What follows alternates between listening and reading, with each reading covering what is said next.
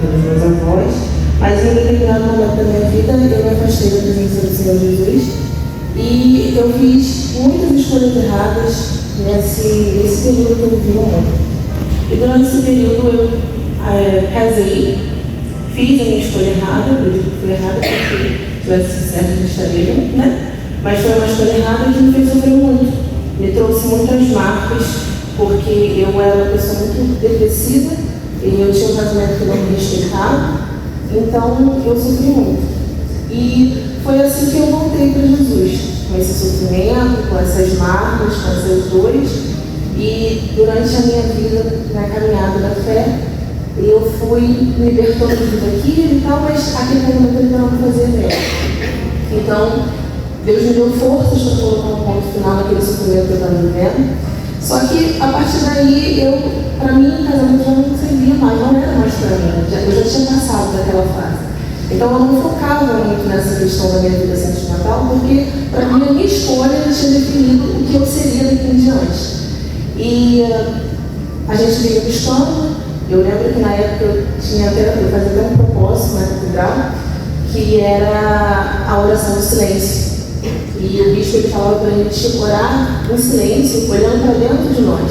E foi uma dessas orações que eu me libertei, das coisas que tinha dentro de mim, das marcas que tinham dentro de mim. E aí a minha visão foi abrindo, porque eu sempre frequentei a terapia. E é na terapia que a gente vai aprendendo. Então, eu fui começando a ter a visão com o propósito de não fazer mais a minha vontade. A minha vontade não era querer um outro casamento, até porque eu tinha um trauma. Então, a minha vontade não era essa. Então, eu coloquei a minha vontade na mão de Deus e fiz um propósito. Até porque, pastor, quando a gente é solteira, né, e já foi casada, depois de um filho, a gente acaba sendo assim, não tem uma visão muito boa, né? Então, as pessoas achavam que qualquer coisa servia. Então, eu falei para Deus que se fosse para ser, tinha que ser da vontade dele, do jeito dele. E aí, o pastor fez um propósito da gente escrever como a gente gostaria que fosse essa pessoa, né, para a sua vida. E eu fiz esse propósito. Foi quando eu conheci meu esposo. E eu digo para vocês que hoje eu vivo com meu esposo que eu nunca imaginei que eu viveria. Porque eu achava que não era mais para mim. Então, assim, através desse propósito, Deus teve liberdade para agir e fazer a vontade dele. Mas quando eu abri mão da minha.